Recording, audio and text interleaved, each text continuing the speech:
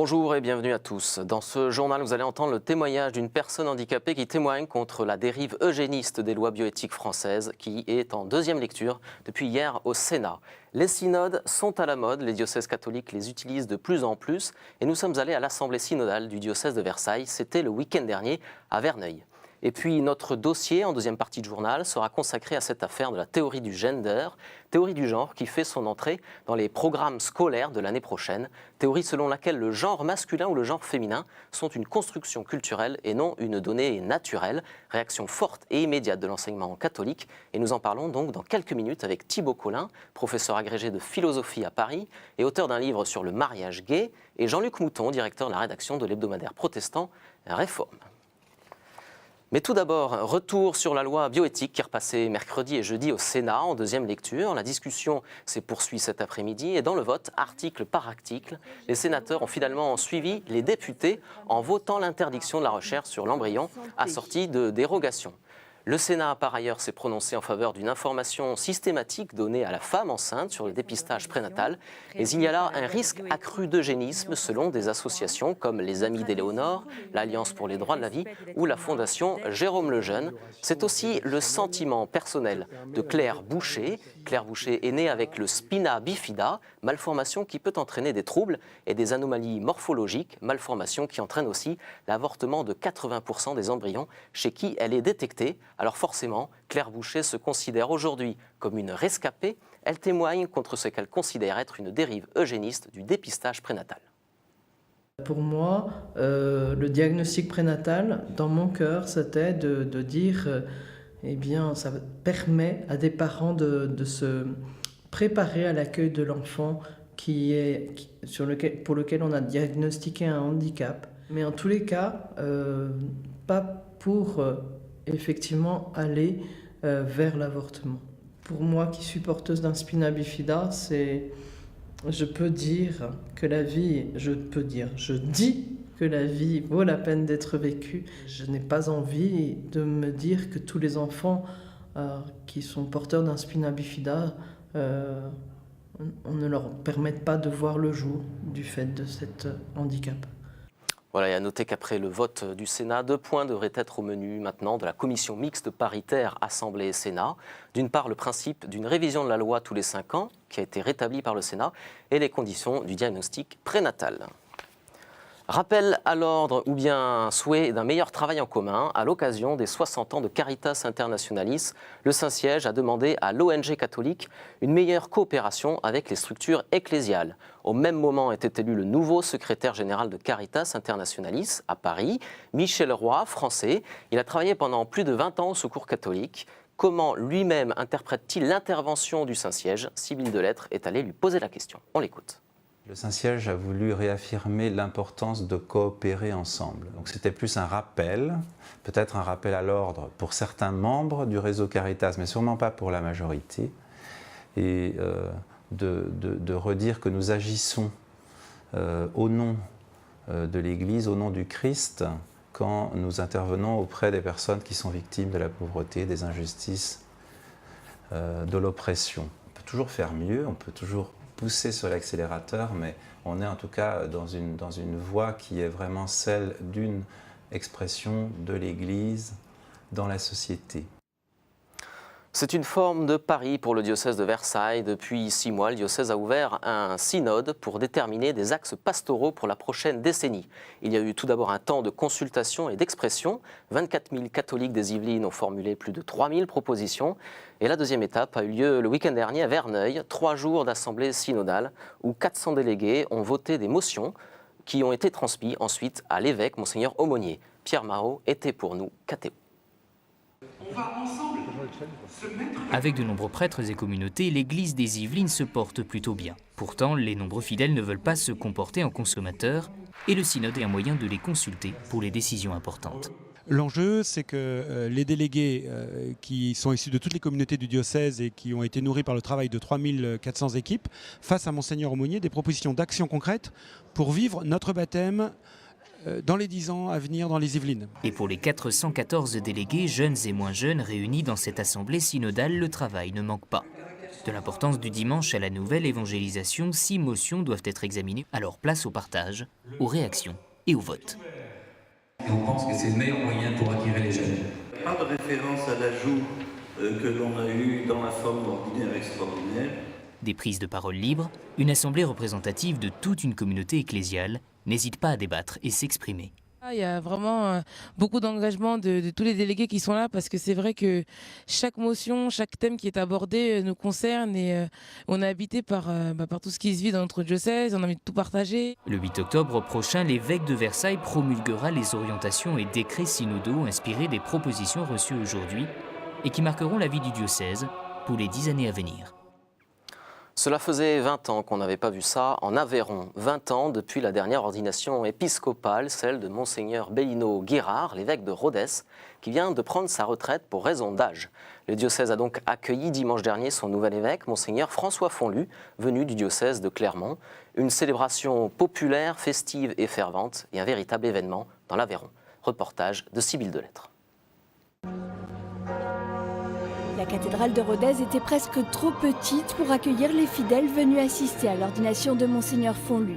Près de 4000 personnes au total, des Ruthénois, des Aveyronnais, mais aussi des Auvergnats venus saluer le départ de l'enfant du pays. Frères bien-aimés, François, acceptez-vous la charge que nous ont confiée les apôtres et que nous allons vous transmettre par l'imposition des mains? Oui, j'accepte cette charge au service du peuple de Dieu. Après 20 ans de ministère de Monseigneur Guérard, c'est une vraie page qui se tourne pour ce diocèse. Crise des vocations, implication des laïcs, autant de questions qui seront au centre des préoccupations du nouvel évêque. C'est d'aider une église à vivre qui ne soit pas repliée sur elle-même. Et donc toujours préoccupée de la manière dont elle fait signe. Un des aspects qui sera important et que j'ai vécu aussi sur Clermont, c'est vraiment de se préoccuper de la place des laïcs dans la vie de l'église. Alors à la fois dans l'animation des communautés, et puis ils ont à être aussi soutenus dans la manière dont ils vivent leur baptême au milieu des hommes. À 56 ans, Monseigneur Fonlu est attendu par toute une communauté pour donner un souffle nouveau à cette région rurale et traditionnellement chrétienne. Et dans le Languedoc-Roussillon, le diocèse de Montpellier a fait ses au revoir à Monseigneur Guy Thomazeau, archevêque de Montpellier pendant 10 ans. C'est Monseigneur Pierre-Marie Carré, évêque coadjuteur depuis le mois de septembre dernier, qui prend le relais. Quant au diocèse de Saint-Étienne, il souffle ses 40 bougies ce week-end, un diocèse érigé par le pape Paul VI. C'est un sanctuaire destiné à rassembler tous les hommes et femmes dans un mouvement de prière et de solidarité avec les défunts. Le sanctuaire de Montligeon, qui fait son jubilé et fête la première messe célébrée il y a 100 ans dans sa basilique.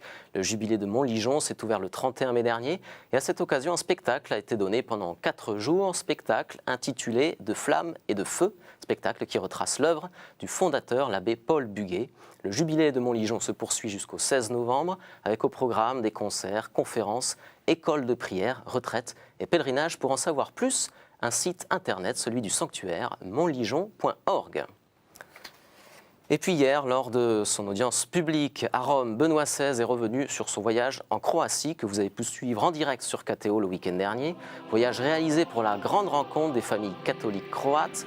Cela a été l'occasion d'encourager les couples dans leur mission, a souligné le pape hier, en évoquant ces 2 jours de voyage au cours desquels Benoît XVI a rendu hommage au cardinal Stepinac, béatifié par Jean-Paul II en 1998.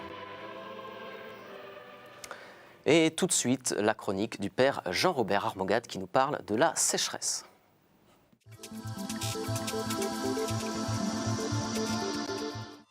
C'est sur la sécheresse que porte cette chronique. Il me semble en effet que c'est de loin le problème le plus grave que notre pays doit affronter. Les conséquences sont dramatiques pour les productions agricoles en premier lieu et pour la filière de l'élevage en second lieu. Cette baisse de la production entraîne une baisse du revenu des agriculteurs, une forte diminution de l'aide alimentaire aux pays en développement et une hausse des prix de notre consommation quotidienne. Il s'agit bien d'un problème grave qui affecte tout notre pays et au-delà, et toutes les catégories sociales, à commencer par les plus fragiles. Or, il faut bien constater qu'il est faux de se déclarer impuissant. Le phénomène était prévisible et d'autres considérations que le bien commun l'ont emporté pour l'ignorer ou en retarder au maximum les conséquences qui sont dramatiques. La faute n'est pas généralisée, mais elle incombe à de nombreux acteurs.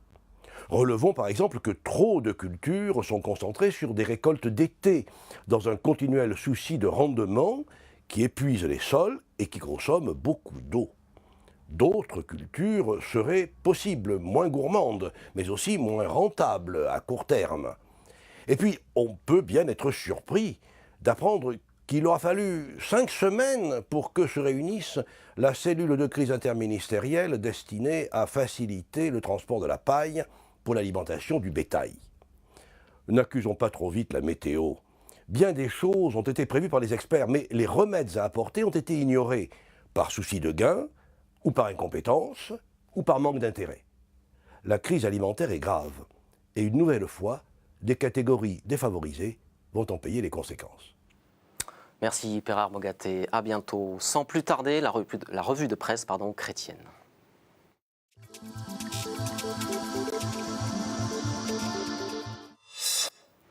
Tradi vers l'apaisement, c'est le titre de Famille chrétienne qui, 4 ans après la mise en vigueur du motu proprio, consacre toute une enquête sur les rapports plutôt pacifiés, selon l'hebdomadaire, entre traditionalistes et les diocèses français.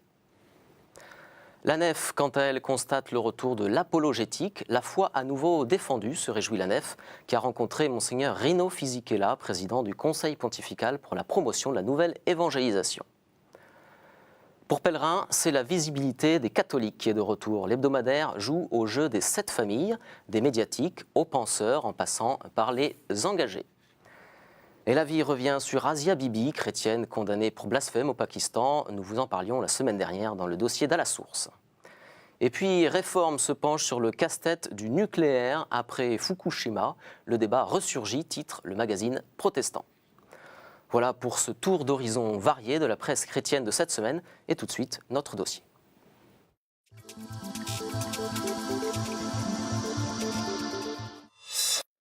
Un dossier donc consacré à cette affaire de la théorie du gender, théorie du genre, qui fait son entrée dans les programmes et les manuels scolaires de l'année prochaine.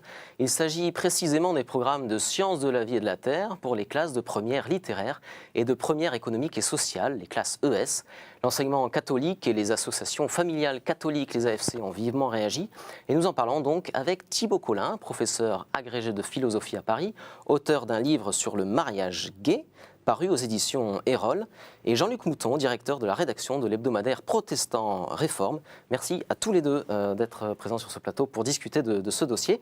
Alors pour commencer, j'aurais souhaité qu'on parle concrètement du sujet en question, à savoir les manuels scolaires qui sont incriminés, et en particulier celui des éditions Bordas. Alors il s'agit surtout d'un chapitre intitulé « Devenir homme ou femme », un chapitre dans lequel on peut lire notamment à la page 173 « L'identité sexuelle dépend d'une part du genre conféré à la naissance, d'autre part du conditionnement social ». On peut lire aussi à la page 182 « Si dans un groupe social il existe une très forte valorisation du couple hétérosexuel et une forte homophobie, la probabilité est grande que la majorité des jeunes apprennent les scénarios hétérosexuels ». Alors Thibaut Collin, est-ce que selon vous les passages que je viens de lire sont issus, sont influencés par cette fameuse théorie du genre ? Oui, bien sûr. La théorie du genre est une théorie qui a été élaborée dans les universités américaines à partir des années 60-70 et qui a pris beaucoup d'ampleur au niveau international, notamment dans les grandes conférences de l'ONU, notamment celle de Pékin sur la femme en 1995, et qui peu à peu, cette théorie imprègne de plus en plus notre culture, et voilà qu'elle passe, on pourrait dire, un seuil, puisqu'elle arrive dans nos lycées. Mais alors, je disais en début de journal qu'on pouvait la résumer de la manière suivante, à savoir que la théorie du genre considère que le genre masculin et féminin est un construit culturel et non pas une donnée naturelle. Est-ce que c'est trop la résumer, c'est la caricaturer ou c'est un peu ça quand même ? C'est-à-dire que la théorie du genre part d'un constat évident que la sexualité se déploie comme la personne qui grandit et que évidemment on est influencé et on est éduqué. Donc évidemment il y a une part de développement de la personne, mais elle remet gravement en cause l'unité de la personne et elle utilise ces deux termes, rôle et stéréotype, pour désigner finalement quelque chose qui relèverait du théâtre. Donc pour cette théorie, notamment pour une de ces, on pourrait dire, théoriciennes majeures, qui est Judith Butler, qui est une philosophe américaine, qui est professeur d'ailleurs de rhétorique, finalement le genre est une sorte de rôle théâtral que l'on apprend, et il s'agit de déconstruire, c'est-à-dire de manifester le caractère purement construit de pièces de théâtre qui est la féminité et la masculinité. Alors est-ce qu'elle fait consensus aujourd'hui dans la communauté scientifique, cette théorie ? Ça dépend de ce qu'on appelle scientifique. On peut s'étonner évidemment que cette théorie soit présente dans des manuels de sciences de la vie et de la Terre. Mes collègues qui enseignent cette matière sont assez étonnés. D'ailleurs, ils me disent, moi je ne sais pas ce que c'est. Bon, pourquoi ? Parce que ça vient d'abord des sciences sociales. Et à l'intérieur des sciences sociales, il y a un débat évident. Et même si, de fait, cette théorie a pris beaucoup d'ampleur à un niveau universitaire, notamment, encore une fois, sur les campus américains. Comme toute théorie, elle fait objet de débats et d'une critique possible, et qu'elle soit enseignée comme quelque chose qui va de soi et qui, justement, a un statut de vérité, voilà quelque chose d'éminemment problématique. Jean-Luc Bouton, vous en pensez quoi de cette entrée dans un manuel scolaire de première, cette entrée comme ça de la théorie du gender ? Alors moi, je vais essayer de faire confiance aux enseignants, aux gens qui réfléchissent sur les programmes et leurs intentions. Quelle est l'intention d'une affaire comme ça ? Il me semble, tout simplement, c'est qu'on constate aujourd'hui qu'il y a des gens d'orientation homosexuelle, parce que je pense qu'il faut partir de là, sinon il n'y a pas d'intérêt à discuter cette théorie. Il y a des gens qui sont attirés par le même et non pas par l'autre différent. Et donc, pour justifier cette réalité, eh bien, on construit cette théorie. Et le but, il me semble, alors qu'on passe par la théorie ou pas, mais l'objectif des enseignants, ce me semble, mais je ne sais pas si j'ai raison, c'est de lutter contre les discriminations qui sont faites à l'encontre notamment de l'homosexualité. Donc c'est pour lutter peut-être contre l'homophobie. Il est vrai que dans certains quartiers, dans certains lieux de vie, on voit les adolescents tenir des propos épouvantables sur l'homosexualité, qui traitent de manière très méprisante. Donc il y a peut-être là le souci de leur dire, écoutez, c'est pas si simple, ce ne sont pas des gens tordus, bizarres, mais c'est le produit de leur histoire privée, et à la limite, ça peut être constitutif d'une identité. Il ne s'agit pas de dire c'est normal. C'est là que la théorie pose question. Parce qu'au lieu de dire, bon, il y a des orientations qui sont respectables, qui sont des différences qu'il faut non pas mettre en valeur, mais disons accepter, on est là en train de nous dire elles sont de la normalité, il n'y a pas de normalité d'un côté et de l'autre. C'est peut-être ça qui est contestable. Mais l'intention, il me semble qu'elle est du côté de la prévention de l'homophobie. C'est ce que je pense que les éducateurs ont voulu faire. Est-ce qu'il fallait passer par cette théorie ? Peut-être ça va trop loin. Enfin, comme chrétien, moi, je ne me retrouve pas tellement là-dedans, mais je comprends l'intention. Thibaut Collin, je ne sais pas s'il est d'accord. Justement, est-ce que vous pensez que c'est un bon moyen ? C'était le bon moyen choisi pour lutter contre l'homophobie ? Non, je pense que c'est un très mauvais moyen. Je suis tout à fait d'accord, effectivement, qu'il faut lutter contre les injures, mais il faut lutter contre toute injure. Et donc, prendre la discrimination envers les personnes homosexuelles pour justement modifier progressivement la compréhension de la sexualité humaine fondée sur la différence des sexes, c'est effectivement ce qui a été pensé par notamment les théoriciennes du genre, notamment Judith Butler, dont l'objectif premier est justement de montrer que la différence des sexes est une construction sociale et qu'elle n'a aucune signification sociale et politique, et qu'elle est justement construite pour dominer une minorité. Et donc là, on rentre dans une logique, finalement, qui utilise effectivement la lutte positive contre les injures, quelle qu'elle soit, pour en fait changer complètement le modèle de sexualité. Et c'est exposé au grand jour par les théoriciens de la pensée gay. Et ce qui m'étonne, c'est que je le retrouve en fait comme tel dans le programme de l'éducation nationale et dans les livrets scolaires pour les premières. Alors qu'il y ait ensuite un débat politique au Parlement sur cette question peut-être, mais pour quelle raison ça se manifeste maintenant à l'école comme si ça allait de soi ? Est-ce que c'est pas hors sujet que cette théorie, qui vient plutôt des sciences sociales, se retrouve dans un manuel de sciences de la vie et de la Terre? Bien sûr, mais parce que déjà les manuels de sciences de la vie et de la Terre ou les programmes sont déjà en fait en grande partie au service d'une promotion simplement de la liberté sexuelle. Donc on apprend aux jeunes simplement, en tout cas sur ces sujets, comment les bons moyens pour avorter, qu'est-ce que c'est qu'une procréation médicalement assistée. Donc au lieu de bien manifester la grandeur et la beauté de la sexualité humaine, en fait, on est déjà dans une démarche éducative, rééducative, entre guillemets, et pas du tout dans les sciences de la vie. En fait, on est dans une promotion largement idéologique et qui, me semble-t-il, est très problématique. Jean-Luc Mouton, vous parliez, vous disiez en tant que chrétien, je ne me retrouve pas là-dedans. Qu'est-ce qu'a dit justement l'anthropologie chrétienne ou biblique sur ce sujet? Je ne suis pas bibliste, mais il me semble, c'est vrai que... Alors le problème, en vous écoutant, je me disais, le problème que nous avons, nous chrétiens, c'est qu'on est fatalement toujours renvoyés du côté du conservatisme le plus étroit, parce que nous sommes, à cause du récit de la Genèse, nous pensons que l'homme, il est fait homme et femme, et puis que la compagne, celle qui vient compléter la vie de l'homme, quand l'homme dit qu'il est seul, eh bien, Dieu lui donne une compagne, c'est une femme. Et donc quand on dit ça, et donc on nie la réalité de l'homosexualité et on considère que l'homosexualité est une déviation, une perversion, un péché, tout ce que vous voulez, et on est accusé des pires choses. Et la question pour nous, c'est à la fois de tenir cette idée que l'homme est créé homme et femme, et que la femme est la compagne de l'homme et l'homme est le compagnon de la femme, et que cette construction hétérosexuelle, elle est fondatrice de l'humanité, sinon il n'y a pas de fécondation et de procréation. Mais en même temps, on part de ce trajet-là, qui est dans la Genèse, et quand on va vers la fin, quand on va vers le royaume de Dieu, quand on va vers où tout est réduit en Dieu, il n'y a plus ni homme ni femme. Donc à la fois, il faut dire comme chrétien, la différence sexuelle, elle est constitutive. En même temps, il faut dire que la dignité de la personne, elle est au-delà de la différence sexuelle. C'est-à-dire qu'à la fin, quand Dieu récapitule en lui tout, il n'y a plus d'hommes et de femmes, puisque nous sommes tous en Dieu. Donc il y a une espèce de trajectoire, et il faut qu'on tienne cette trajectoire, à la différence, et en même temps qu'après, en Dieu, il n'y a plus ni homme ni femme. Et donc il y a l'idée à la fois que cette construction de l'identité homme et femme, elle existe. Moi, je ne crois pas qu'on peut la nier totalement, qu'on se construit comme homme et construit comme femme, mais de là à dire que c'est ça qui fait qu'on soit homme et qu'on soit femme, ça ne me paraît pas d'évidence juste.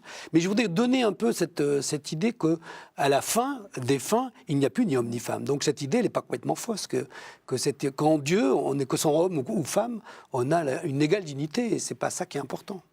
C'est pas la différence qui est importante. Justement, cette égale dignité, elle implique le refus de toute injure, de tout mauvais comportement. Et c'est là où finalement toute la rhétorique de lutte contre l'homophobie utilise ce type de délit, en fait, pour justement promouvoir une vision totalement indifférenciée de la sexualité et en fait véritablement promouvoir des thèses qui sont très discutables. Et ce qui m'étonne profondément et ce qui m'afflige, c'est que le gouvernement finalement accepte de cautionner ce type de dérive. Alors justement, pour vous, pour quelles raisons cette théorie se retrouve de manière assez visible dans les manuels scolaires et aussi dans le programme qui a été élaboré pour la rentrée prochaine? Parce qu'il y a un mouvement de fond qui, justement, au nom de la lutte contre la discrimination, veut tout simplement déconstruire ce qui est appelé par les théories du genre l'hétérosexisme. Et l'hétérosexisme, c'est la sexualité qui s'articule sur la différence homme-femme en vue de la procréation et liée au sentiment amoureux. Et c'est ça qui est directement critiqué. Et quand vous lisez les théoriciennes du genre, Judith Butler, elle a repris finalement le féminisme, sauf que le féminisme, une certaine version du féminisme était fondée sur la différence justement homme-femme, féminité, masculinité, et elle reprend cette théorie pour justement montrer qu'il faut remettre en cause la notion de féminité, parce que la féminité présuppose déjà la masculinité et donc sa domination. Et donc, dans la théorie de Judith Butler, mais pas seulement la sienne, finalement, c'est au nom de la promotion de l'homosexualité, il s'agit de déconstruire tout simplement la différence sexuelle. Et c'est ça la logique de fond. Oui, moi ce qui me semble, c'est que le problème qu'on a comme chrétiens, alors on vient à cette question-là, c'est quelle place on fait à ces gens qui ont une identité sexuelle différente. et notamment à l'homosexualité. Parce que nous ne sommes pas très clairs vis-à-vis de ça. C'est-à-dire que dans les églises, on considère jusqu'à présent comme une maladie, comme je disais, une perversion, une déviation. Quelle place on peut donner à ces personnes? Et la question, c'est quand même celle-là pour nous. C'est-à-dire que là, il y a un effort et il y a une théorie qui veut justifier ça comme une normalité, comme une évidence. Il n'y a pas plus d'homosexualité que d'hétérosexualité. On peut refuser ça. En même temps, la question, c'est quand on a constaté qu'il y a une différence sexuelle et qu'on s'accomplit dans l'altérité, dans la découverte de l'autre différent, ce qui est pour moi fondamental et qui est le récit de la création, quelle place on fait à l'homosexualité? Est-ce qu'on considère que c'est juste une déviation, une maladie qu'il faut soigner et qu'il faut mettre de côté? Ou est-ce qu'on l'accueille? Comment on l'accueille? Comment on lui donne une place? Et c'est ça la question. Oui, mais la question est difficile. La question, c'est pas quelle place à l'homosexualité, c'est comment on respecte les personnes. Comment on les accueille, ces personnes? Homosexuelles ou pas, mais comment on respecte les personnes. Telles qu'elles sont. Et pas l'homosexualité. C'est en effet une question dont nous pourrons débattre une autre fois. Merci beaucoup tous les deux d'avoir participé à ce dossier. Je rappelle, Thibaut Coulin, que vous avez écrit un livre sur le mariage gay et que vous êtes professeur de philosophie agrégé. Merci Jean-Luc Mouton, directeur de la rédaction de l'hebdomadaire Protestant Réforme. Merci à vous d'avoir suivi cette édition de La Source. À bientôt.